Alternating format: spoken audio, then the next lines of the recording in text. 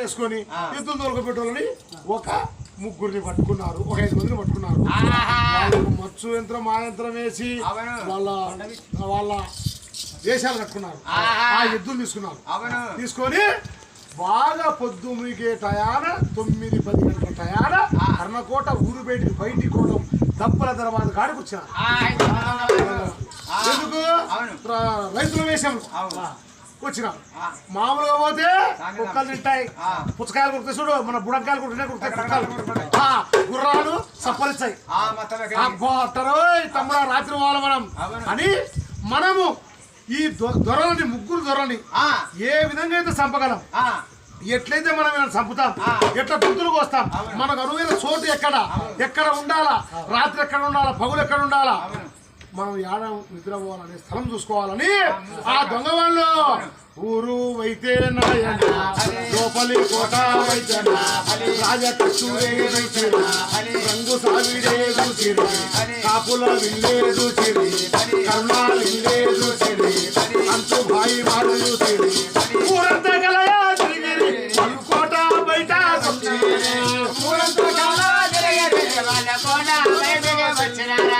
అయ్యా ఊరు మొత్తం తిరిగినారు, ఎక్కడా అనువైన చోటు లేదు. రాత్రి ఉంటే పగులు నీకు లేదు, పగులు ఉంటే రాత్రి నీకు లేదు. రాజులు ఈ ట్రైన్ వస్తువులు దావని తెలియదు. అప్పుడు వాళ్ళు తిరుగుతా కోటంతా కర్ణకోట. అయ్యా లోపలి కోటలో రాజు రాజకచ్చూరు అంతపురం ఉంటుంది, బయటి కోటలో ప్రజల ఇల్లు ఉంటాయి. మళ్ళా బయటి కోట బయట దబ్బల దరబాజు. ఆ దరబాజు దాటి వస్తే యానా బయలు. ఆ యానా బయలు దగ్గర చారిచేపి దొడ్డి. చారిచేపి దొడ్డి అంటే రాజులు బయలు కూర్చునేది. ఆ రాజులు ముగ్గురు, ఎవరు మిగతా వాళ్ళంతా పక్కన పోవాల్సిందే. ఆ ముగ్గురు ధరలకే ప్రత్యేకంగా ఒక చారిచేపి దొడ్డి కట్టించుకున్నారు కోట బయట. వాళ్ళు బయలుకి వచ్చినప్పుడు బయటికి పోవాలనుకున్నప్పుడు ఆ దుడ్డికి వస్తారు. ఏటైనా తెలుసు. మళ్ళా మనకు ఊరంతలో ఎక్కడ మనకు సమయం లేదు, స్థలం లేదు, అనుకోలేదు.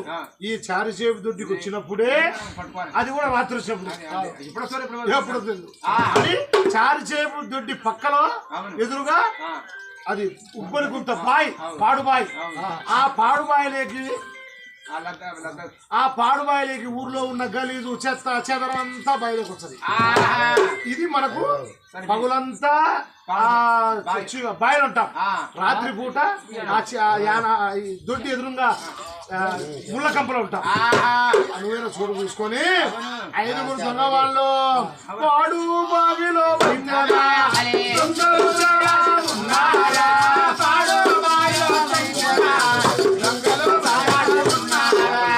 పాడు బావిలో దొంగలు గొంతు కాడికి అంటే తలకాయ ఒకటి బయట ఉంది, పీక కాడికి మునిగినారు. పైన చెత్త చెదరం వేసుకున్నారు, తలకాయ కనపల్లె. దొంగ వాళ్ళు ఆ పగులంతా దాంట్లో ఉంటారు బావిలో. రాత్రి ఆ కంప చెట్లలో ముళ్ళ పొలం దాక్కొని ఎవరు వస్తారో ఏదో చూస్తా ఉన్నారు. ఇలా అనుకున్నారు, అలా ఉన్నారు. వాళ్ళ కథ ఉన్నిగా ఆ దొంగ వాళ్ళు వచ్చినారు, ఆ పాడు బావిలో ఉన్నారు. వాళ్ళ కథ అలా ఉన్నాయి. ఇప్పుడు రాజు కోటలో ఏం చేస్తున్నాడు చూద్దాం. రాజు బల్లు బల్ల తెల్లారినాక రాజు ఆ రోజు ఉదయము ఇంటికాడ స్నానపానం చేసి రాజకచ్చూరుకి వచ్చి ఆ సోమజనాడు రాజసభ అయిపోయినాక మిటమిట మధ్యాహ్నంలో రాజకచ్చూరులో పండుకున్నాడు. ఆయన నిద్ర వచ్చి పడుకొని రాజుకైతే రాజే కాలాగన్నాడా,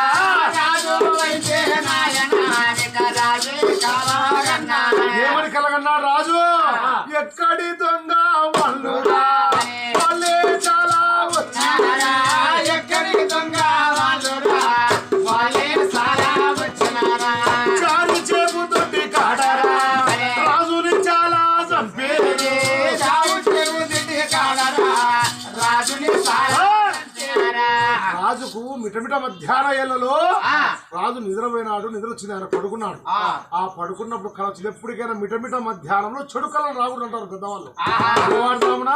మిటమిట మధ్యాహ్నం రాజు కళ వచ్చి రాజు దిగ్గున లేచి ఆహా ఎప్పుడు ఏ క్షణాన రాని కళ వచ్చాను విపరీతమైన ఈ కళ నాకు చాలా కళతో చెందిన ఎక్కడి దొంగ వాళ్ళు వచ్చి చారి చెప్తూ గుంతు కళ వచ్చింది ఎక్కడి రుణం ఉందో ఆడికి ప్రాప్తం ఉందో ఎక్కడికి మన సమయం అయిపోయిందో ఆడికి అందరం వెళ్ళిపోవాల్సింది భయపడకూడదు అదురుపోకూడదు అని రాజు అనుకున్నాడు. మనసు ఎవరికి చెప్పలే రాజు మర్మం. చెప్తే భయపడతారు, రాజే భయపడి చెప్తే ప్రజలు భయపడరా, తమ్ముళ్ళు భయపడి ఎవరికి చెప్పలే మనసు అనుకున్నాడు. అని ఆయన కళ్ళగన్న కొద్దిసేపటికి భార్య ఎంతుబాయి ఆమె పిల్లవాడిని వాళ్ళకు ఒక పిల్లవాడు పుట్టినాడు. మనం గర్భవతిని చెప్పినాం కదా, ఆ పిల్లవాడి పేరు తులేరావు. వాళ్ళకు పన్నంటే మగ పిల్లవాడు పుట్టాడు తులేరావు. పిల్లవాడిని పక్కలేసుకుని పాలిస్తూ ఆమె నిద్రపోయింది. ఆమె ఏ విధంగా కలగనింది, ఎక్కడి నుండి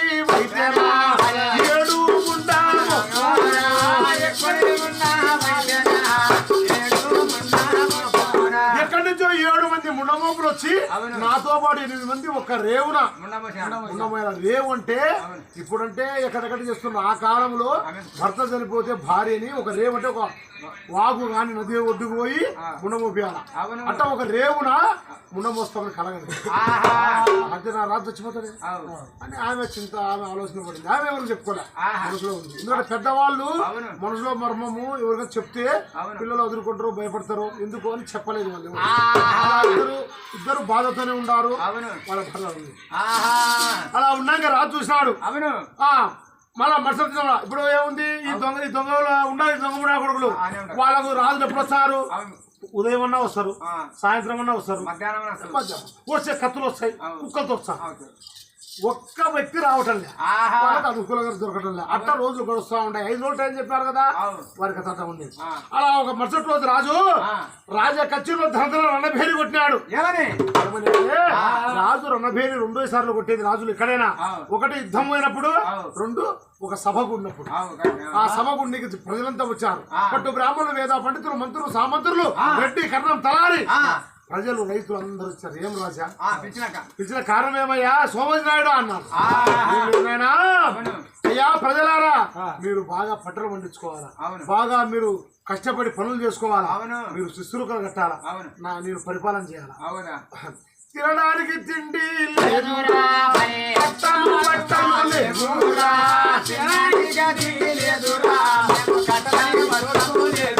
మనకు అరకొరతో బతుకుతున్నాం మనం. ఆ కోవిడ్ చెట్టు దగ్గర అప్పు చేస్తా ఉంటా. ఆ కోవిడ్ చెట్టు పాపం ఏదో ఇస్తా ఉంటాడు, ఏదో ఇస్తాడు అంటే రాజా సరే మమ్మల్ని 3 సంవత్సరాలు పంటలు పండించుకోండి, కష్టపడండి, పనులు చేసుకోండి అని చెప్తున్నావు. మళ్ళీ నువ్వెక్కడ పోతావు? మాకే బుద్ధులు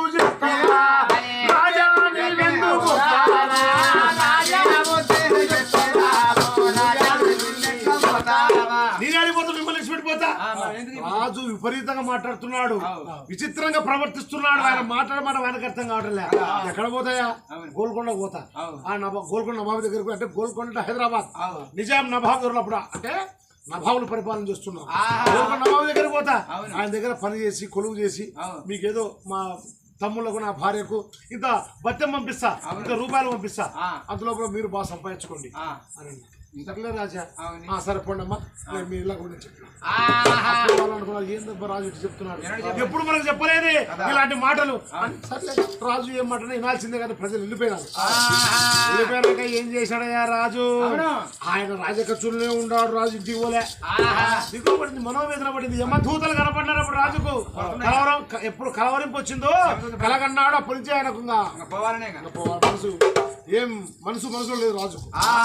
ఆ విధంగా ఉంటే ఆ తమ్ముళ్ళిద్దరు, చిన్నవాడు ఈరోజు నడిపోడు సంబంధించిన ఇద్దరు చూసినారు. వాళ్ళు వదిన మాలకు వచ్చారు. వాళ్ళు ఊర్లో అక్కడెక్కడ తిరిగినా వదిన దగ్గరికి రావాలా, అన్నం తినాలా, కుక్కల సౌడుకోవాలా, వాళ్ళు పట్ట పండుకోవాలా.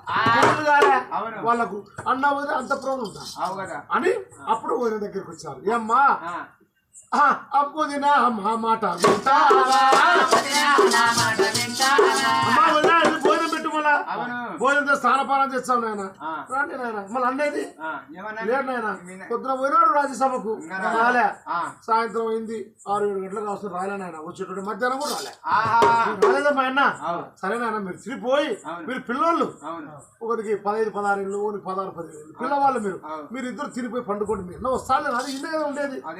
లేదమ్మా మేము ఒక తల్లి పుట్టినాం మా పెళ్లి ఎంతవరకైనా మేము అందరికి ముగ్గురికి పెళ్లి అయితే కలిసి ఉంటారో తెలియదమ్మా ముగ్గురు అన్నదమ్ములమైనా సరే కలిసి తింటాం ఒకటేసారి ముగ్గురు కూర్చుంటాం ఒకసారి తింటామమ్మా మాకు తృప్తి మా ఆయన దగ్గర తినాలి సరే పిలుచుకురాబో నేను పిల్లవాళ్ళు ఎల్లా సాని మాలు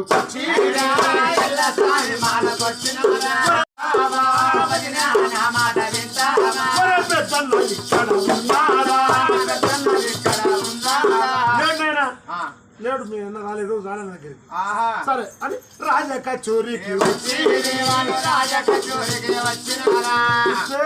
చింతాకాంతుడై అన్నాడు రాజు అన్న సమझ సోమన్నాడా ఎంత ఏమన్నా ఒక్కరివి రాజువు చక్రవర్తివి పాడగానివి నువ్వు ఒంటరిగా కూర్చొని ఆలోచించావు ఏమన్నా ప్రజలతో ఎప్పుడో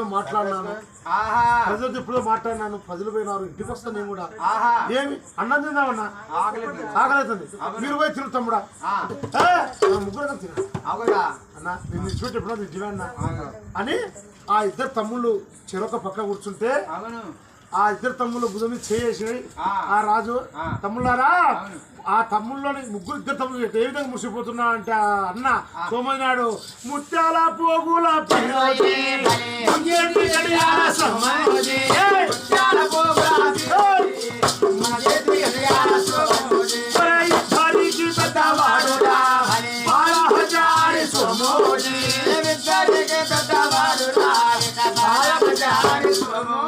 ఆ తమ్ముళ్ళని తోలుకొని ఆ ముగ్గురు అన్నదమ్ములు ఆ అంతుబాయి మాలకు వచ్చినాడు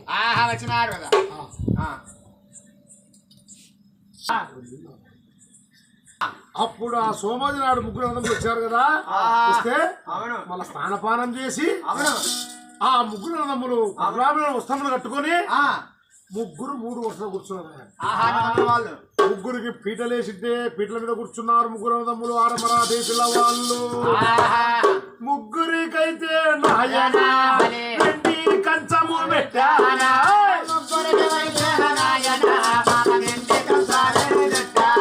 ముగ్గురికి ఎంటి కంచం పెట్టింది కదా పప్పు అయా ఇప్పుడు ఆ మోటు పదంలో పప్పు రొట్టె అంటాం కానీ అక్కడ మహారాష్ట్ర ఆ ఏదో మార్వాడి తినేది రోటీ మన మసాలా కానీ మనం 3 పదం అర్థంగా చెప్తున్నా పప్పు రొట్టె రాజు చేతుల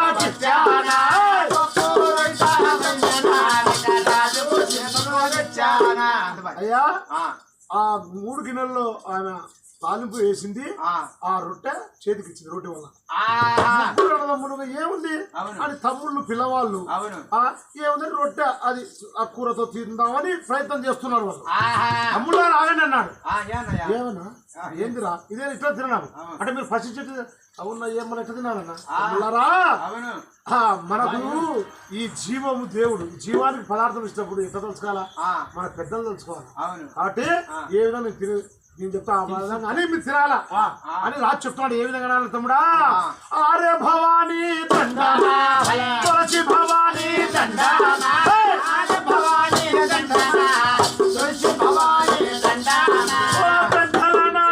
దేవుడా స్వామి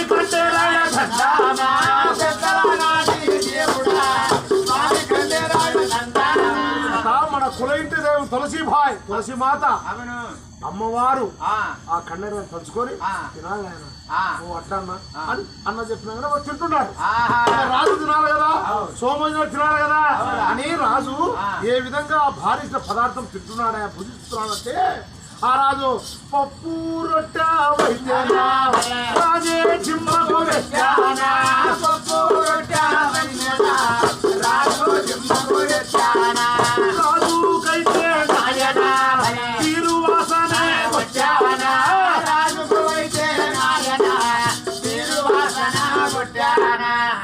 జిమ్ అంటే నోరు మన నోటికి జిమ్మకు ఆ రోజు నోటికి ఆ పప్పు రొట్టె నోట్లో పెట్టుకునేటప్పుడు రాజుకు తీరు వాసన నీసురు వాసన అంటే మన మాంసం ఆ వాసన కొట్టింది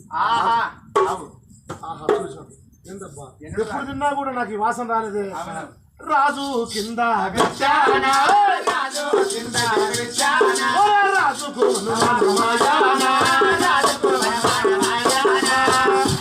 అనుమానం వచ్చింది ఇంకా కలవరింపు కలగంటి ఇంకా కళతో పాటు నాకు కవలం కూడా నోటికి పోకుంది, ఏదో తిరువాసన కొడుతుంది, తినాలనే బుద్ధి పుట్టడంలే అని కింద పెట్టాను. అప్పుడు కింద పెట్టి లేయబోతుంది రాజా అండు అని పప్పు రొట్టె పక్క పెట్టానా, పాలు అన్నం ముంద పెట్టానా, అయ్యా పప్పు రొట్టె తినలే కదా రాజా ఇదన్నా, అది ఇంపితం కాలే నీకు ఈ తిను. ఇంపితం అంటే మనకు తినే తినాలి, సరే భార్య మాట ఎందుకు కావాలా అని ఆ పాలు అన్నాన్ని 4 మకములు రాజు సోమోని నాయుడా, దరబారు సోమోని నాయుడా,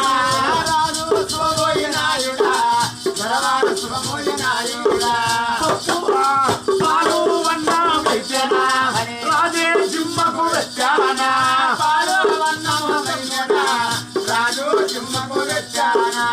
రాజు ఇప్పుడు జిమ్మకెత్తినాడు. రాజుకు ఆయన కూడా తినబుద్ధి కాలే, తీరు వాసన కొట్టింది, ఏదో విపరీతమైన వాసన స్మెల్ వచ్చింది రాజు.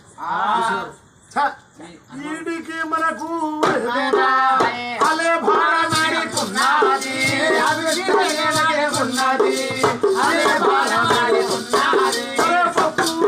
పాలు అన్నా రాజే కింద పెట్టానా,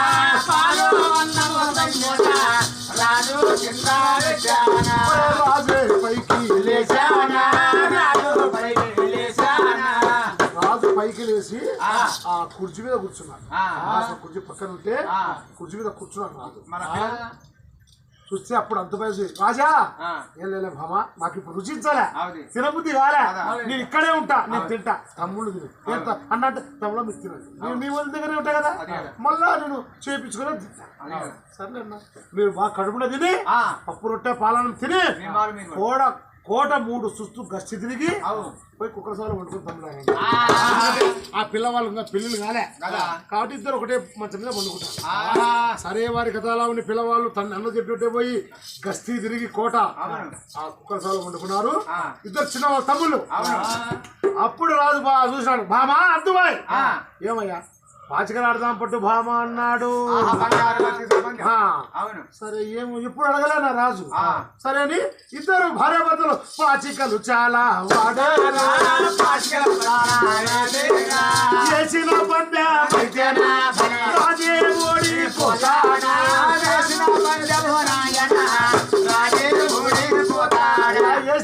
ఓడిపోతున్నాడు. సరే ఏదో సరదాగా అనుకునేది ఆయమ్మ కూడా అని, ఏం రాజా ఏమన్నా తింటావా మళ్ళా, సమయము 10-11 కావస్తుంది, ఇప్పుడు ఆట ఇంతసేపు అన్నంగా తిని మనం అనుకుందాం రాజా అని భామ. సరే తిట్టగాని నాకు అన్నం గిన్నె తెలుపుది గాని జాలి చెమ్ము చేత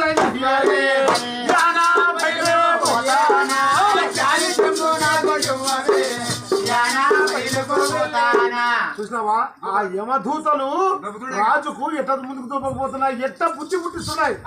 ఆయన ఏమి తినలే ఉదయం నుంచి, తినలే మళ్ళా ఏం స్వామి ఇంకా పొద్దుపోయింది 10-11 గంటలుగా వస్తుంది, ఇంకా బయట చూస్తే అమాస చీకటి, సన్నగా జలజల సిరుకులు పడాల్సిండే. మళ్ళీ మన ఏదైనా తిని మనం పడుకుందామా రాజా అంటే ఏమంటున్నాడు, జాలి చెమ్మంటే పెద్ద చెమ్ము మర చెమ్ము అంటారు ఆ కాలం. జాలి చెమ్ముతో లీలి భామ యానా బయలుకు బయటకు పోయేస్తా అన్నాడు. అప్పుడు ఆమె గుండె బద్దలైపోయి లోపల నల్ల గుండె 4 ఒక్కలైంది. ఆమె కలగలింది కదా, కలపకారమే పోతున్నాడే. ఈ అర్ధరాత్రి నిద్ర పొద్దుల్లో యానా బయలు పోయేస్తాడు. రాజా వద్దు సామి ఏంది భామ అట్టంటావు, లేదు రాజా ఎందుకు బామా, సరే నీకు 2 మాటలు చెప్తా కూర్చో. చెప్తావయ్యా బామా, మరుదుల బాగా సాగావే, కొడుకుని బాగా సాగావే,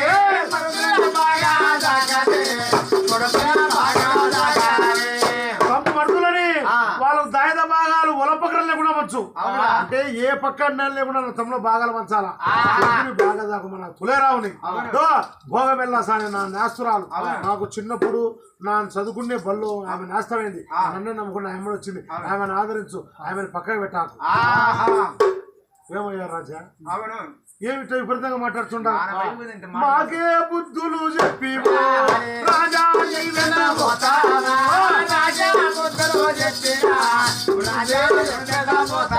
నేనెక్కడ పోతా భామ? ఇప్పుడు కూకొని కుండ లాగం రోజు కోమశెట్టి పంపిస్తున్నాడు రాజా. మనం డిస్టర్బ్ ఏదైనా కూడా ఒకటి మనం ఒక ఏదైనా పని చేసినప్పుడు ఆ పని ఏ విధంగా ఊహించుకొని చేయాలా. నువ్వు ఎటో ఊహించి ఆ రాజు బుద్ధి చెప్పినాడు ఆమెకు. చెప్పినాక ఇంత ఫలాని రాజ్యం పోయి మీకు ఇంత జీతపత్యాలు పంపిస్తా, మీరు బాగా ఉండండి, కొన్ని రోజులకు నేను వస్తా అన్నాడు. సరే రాజా అని ఆయన బుద్ధులు చెప్పి ఆ జాలి చెంబు తీసుకొని రాజు పోతా ఉంటాడు. పోతా ఉంటే మన రాజమ్మని బాహుబలి ఒకటే రెండెందుకు తీసినాడు? ఇది కూడా అట్లే ఉంటుంది. ఆ రాజు జాలి చెంబు తీసుకొని ముందుకు బయలుదేరినాడు. రాజు అయితే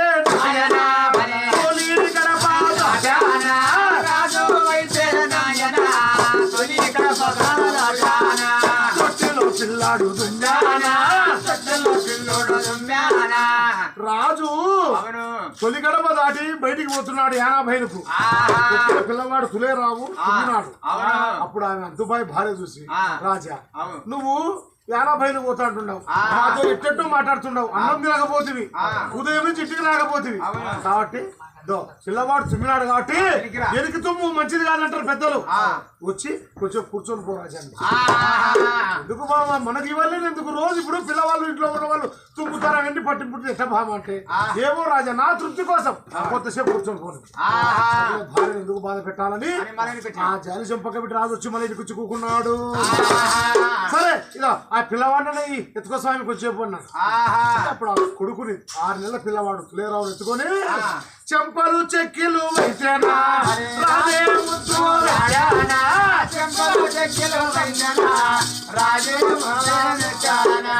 కొడుకా తులేరావు సావక చల్లగా బతికితే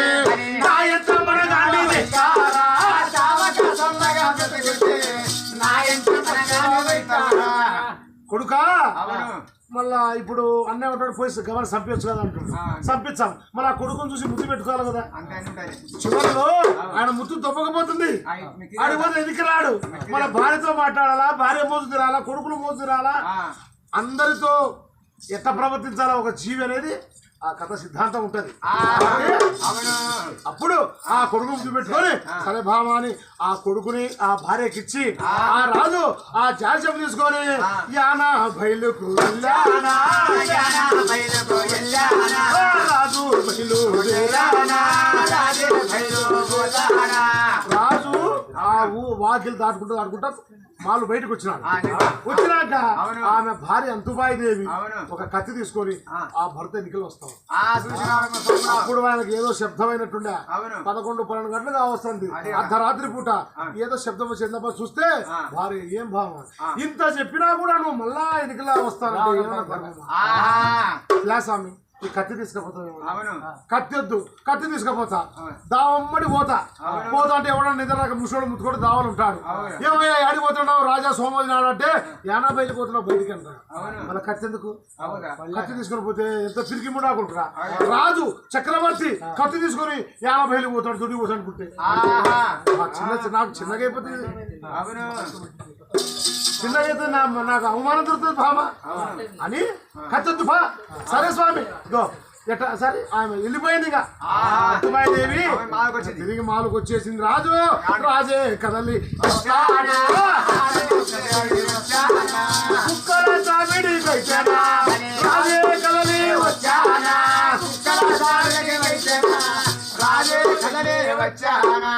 మొదట రాజు అంతుభాయ్ మాలు కాచి కుక్క గుర్రపుశాలకు వచ్చినాడు. గుర్రపుశాలకు వచ్చే రాజు మూడు యుద్ధం గుర్రాలు ఉన్నాయని చెప్పినా కదా మనము. 3 అన్నదమ్ములకు 3 గుర్రాలు. రాజు ఎక్కే గుర్రము బాల హజారి గుర్రం, యుద్ధం గుర్రం. అది యుద్ధంలో మనుషులు చంపుతాది. ఆ గుర్రము మీద మీద సిగిలిచ్చనా చాలా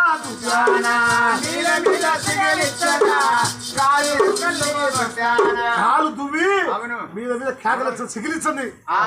గుర్రం అడుస్తే దాన్ని చిగిలింపట్టారు కాబట్టి చిగిరిస్తుంది ఎందుకు అయ్యా మర్మం తెలిసిందా గుర్రానికి రాజా పోతా ఉండవు దొంగనాకుడు ఉన్నాడు రాజాన్ని అని ఆ రాజుకి ఏమర్థమవుతుంది దొబ్బుతా ఉంది తలకాయ పొట్ట పెట్టి రాజుకి ఏమర్థమైంది అదే అంటే రాజుకు మిత్రుడు దెబ్బకపోతుంది ఓహో ఈ గుర్రం నా పొట్టలో తలకాయ పెడుతుంది అంటే ఇప్పుడు దాన సరిగా పెట్టలే తిండి నిన్ను పెట్టలే బేగరవాడ పెట్టలే గుర్రానికంటే వాడు నిద్రముబ్బులు ఉన్నాడు అర్ధరాత్రి పూట రాజా పెద్దలే వట్టే పండుకున్నాడు గుర్రం వాడు బేగరవాడు మంచి నిద్రలో ఉన్నాడు వాడిని లేపితే ఆయనకి స్వర్ణ చెప్పాలన్నా టూకి చెప్పాలన్నా కూడా చెప్పండి అన్న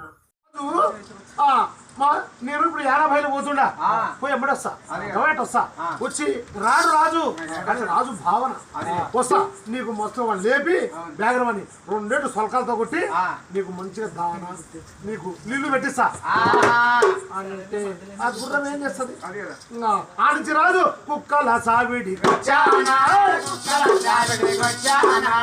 చిట్టి కుక్క చిరి కుక్కల రాజా మట్టి కుక్క తెల్లగండు తెల్ల పిల్లరా కూడే చిరే కుక్కలు రాజుని చాలా కుక్కలు ఉండ్రా పెడతాయి అయ్యా మూడవి షార్ప్ ఉంటే కుక్కలు అంటే చిరుతో పులుతో సమాన కుక్కలు ఆ కుక్కలు ఒక్కొక్క కుక్క గంట సేపు ఇచ్చి ఒక్కొక్క కుట్ట 1000 మంది దొరుకుతుంది అలాంటి కుక్కలు అవి కుక్కలు రాజును చూసిన కల్లా గొలుసు తెంపోయా మీ పోతాము ఎమ్మడొస్తాం చూసినాడు ఈ కుక్కలు ముందుకు వచ్చి పెట్టిన దీనిలో కూడా దిల్లు పెట్టలే రాజు గట్ట అర్థమవుతుంది నా తమ్ముళ్ళు దీనికి పాలన్నం పెరుగన్నం పెట్టలే లేకపోతే నిద్రపోపులు ఉండాలి అమ్మ కుక్కలు నేను వస్తాను మీరు భయపడకండి అని కుక్కలకు సర్ది చెప్పినాడు అంటే ఒక జీవి వెళ్ళిపోతా ఉంది ఆ జీవితో ఎన్ని బంధాలు ముడిపడి ఉంటాయి తెచ్చుకుంటూ పోతున్నాడు ఆయన అది ఆయన రాజు అర్థం మనోభావం ఆయన మనసులో భావం అని కుక్కల దగ్గర అయిపోయిందా తమ్ముళ్ళ కాడికి వచ్చానా తమ్ముళ్ళు నా మాట వింటారా బాగా కడుపుండా పప్పు రొట్టె పాలన్నం పెరుగన్నం తిన్నారు బాగా గాఢంతులు అర్ధరాత్రి 11-12 గంటలకు ఆవస్తుంది తమ్ముళ్ళ లేనన్నారు దిక్కుమని లేచారు అన్నా ఏమన్నా ఏమైందని ఏం కాదు తమ్ముళ్ళ ఇట్టా నిదురా మగవాడు కన్నులా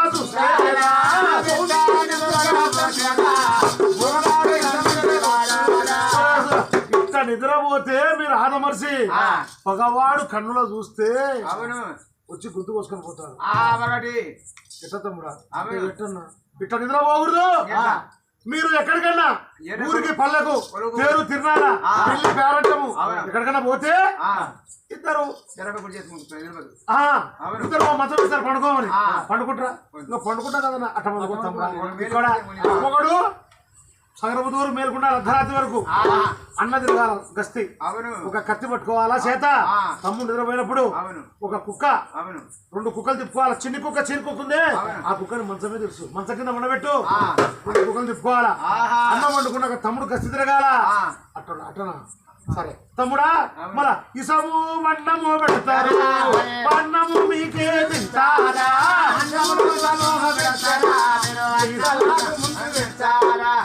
అన్నం విషయం మీకు పెట్టారు తమ్ముడా తింటారా మళ్ళా ఎవరన్నా మనకు అన్నం విషయం ఎట్లా తెలుస్తుంది అన్న ఇప్పుడు ఎవరన్నా పెళ్లింది పేరంటం ఉంది స్వామికి వేసినాం ఇట్లా దేవుని చేసుకున్నాము సమారాధన పెడుతున్నాం అన్నాన్ని పిలుస్తారు పోవాలా కదా పిలిచినాక పోవాలా ఎవరైనా బంధువు చుట్టాలు ఇస్తే ఎప్పటికైనా బంధువులు చుట్టాలు దూరం చేసుకోకూడదు వాళ్ళే పోతారు ఎప్పుడు మన బంధువులు చుట్టాలు మనం దూరం చేసుకుంటామో మన ఉన్న మంచి చెడు మొత్తం మనం తెలుసు కాబట్టి వాళ్ళే మనకు శత్రువు తమ్ముడా కాబట్టి పోయినాక ఇద్దరు అన్నములు ఎదురు బదులు కూర్చో ఒక ఇస్తరాకేసుకో ఎడమ చేత కత్తి పట్టుకో కుడి చేత అన్నమంతా కలుపు ఏం పెట్టుకుంటావు అన్నంలో ఏం పెట్టుకుంటావు అన్న పాశం పరమాన్నం పెట్టుకుంటావు అట్ట కాదు పప్పు పువ్వు చారు వంకాయ అంతా పెట్టుకోవాలా అదింత తీసి ముద్ద చేయి తమ్ముడా అన్నాడు ముద్ద తినాలన్నా తినకూడదు కుక్కలకు వెయ్యరా తరువాత నీవే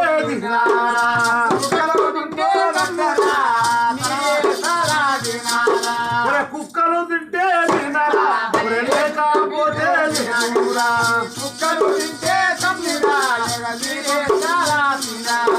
తమ్ములారా అన్ని పదార్థాల్లో ఏ పదార్థాలు విషయం పెట్టింటారు అన్ని పదార్థాలు తీసి ముద్ద చేసి కుక్క మన కొనంటే దైవాలు కుక్కలవి దానిలో పెట్టు అవి తింటుంది లేకపోతే తమ్ముడు అన్న మళ్ళీ ఇన్ని ఎందుకు చెప్పాలా ఇన్ని మనని ఎవరు చంపుతాడు శివకోశుడు ఒకటే కదా ఇక్కడ తమ్ముడారా కదా చుట్టుముట్టు పగవాడురా చుట్టమన్న వాడు లేడురా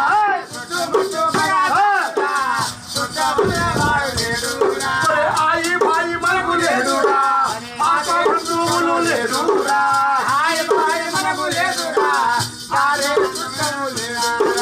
చిన్న పసి పోయినాయుడా వాడే మగవాడు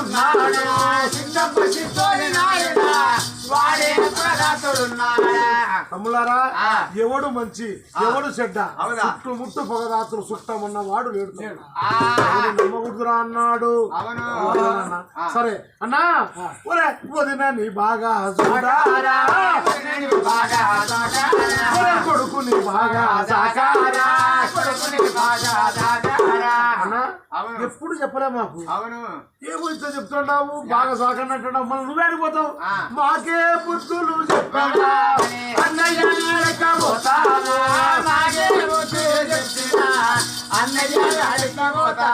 ఎక్కడ తమ్ముళ్ళారా ఉదయం పూట ఎక్కడ ఏ రాజ్యం అన్నా పోయి కొలువు చేసి మీకు అన్ని సౌకర్యాలు చూస్తా తమ్ముళ్ళారా మళ్ళీ ఇప్పుడు ఆడిపోతావు ఎలా బయలు పోయేస్తా తమ్ముళ్ళారా నిద్రమప్పుడు పండుకోండి అని తమ్ముళ్ళని వండ పెట్టినాడు తమ్ముళ్ళకు జాగ్రత్తలు చెప్పినాడు ఎలా బతికే చెప్పినాడు తమ్ముళ్ళకు